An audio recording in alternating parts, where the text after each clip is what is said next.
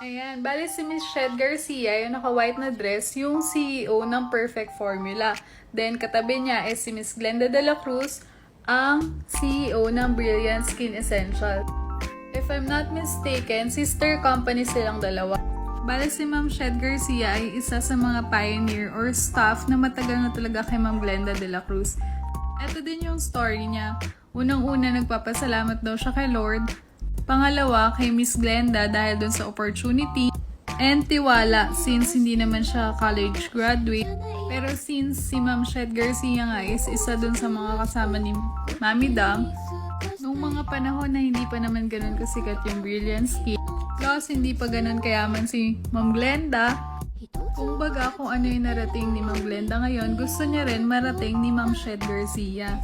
Which is from day one, nakita niyo naman, all out support talaga. So my dear,